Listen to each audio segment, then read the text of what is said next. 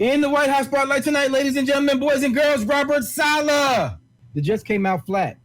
It's been commented on in the chat so far that the first few drives, they really didn't show much energy. They really didn't show much of anything. And I think that actually is an attribute that is kind of manifested by the coaches. The coaches have to get you ready. I mean, yeah, they have to prepare you and all of that. But you had to need to be in a situation where the attitude, right, the culture is different. And the culture is not going to change if we continually come out every week soft, if we continue to come out every week slow, if we continue to come out every week without life or without pop or without any of those things that all of us who kind of grew up on real hardcore football, real roughneck football, that we're kind of accustomed to.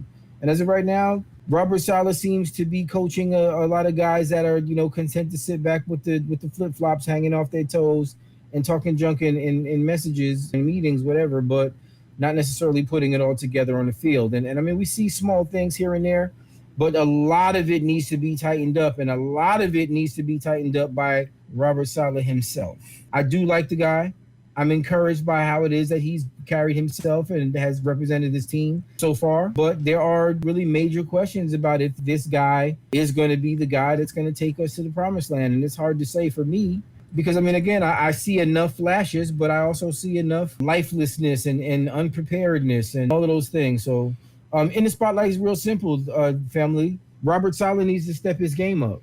And I think that if Robert Saleh can step his game up, that actually translates to, the players around him being better. And once the players around him get better, that means that we're starting then to really see the foundation and see how his culture is affecting change within the team. So let me stop talking about this. I didn't just listen to me ramble on and on about this nonsense. Robert Saleh's in the spotlight this week, guys, because really the beginning of that first preseason game is unacceptable.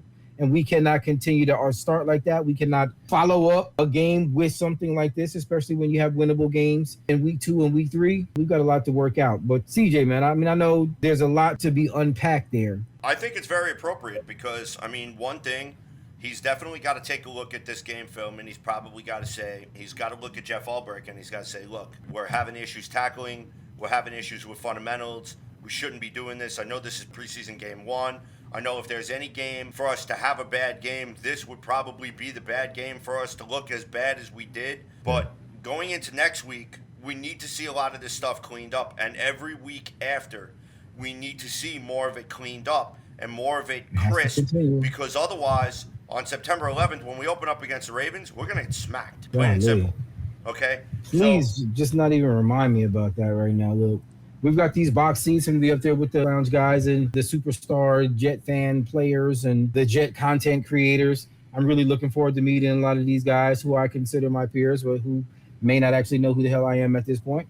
But this is going to be a great opportunity for us to get to learn and know each other. And I think there's some collaborations that come out of this. That is why I'm excited about game 1, probably more than anything else. But I also do believe that the Jets do have a possibility of being able to win this game. But of course, it is going to rely on if, and that's the hard part right now, if. All right.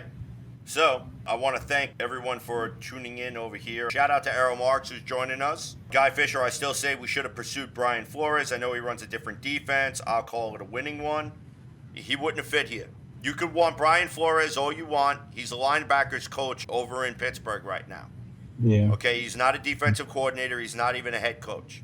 Right now, he's a linebackers coach. Mike Tomlin knew what he was doing bringing him in. Mike Tomlin knew what he was doing bringing that guy in.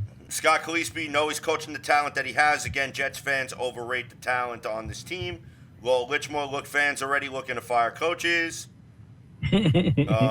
Carl Falk, they have been for months. Nothing new, Lowell. What will you be watching for? Carl Falk, I'm watching to listen to CJ, not fans with their typical crying. I appreciate that, Lowell. I'm not up here crying about the Jets or whatever. We need to see progress. And I get it.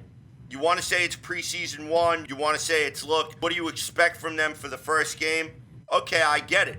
But look, there's only so many passes that they're going to get before I got to start seeing what have you guys been working on? All right, preseason game 1, we shouldn't be seeing as much sloppy tackling as we saw. We should have at least saw the first team offense go down and get a field goal.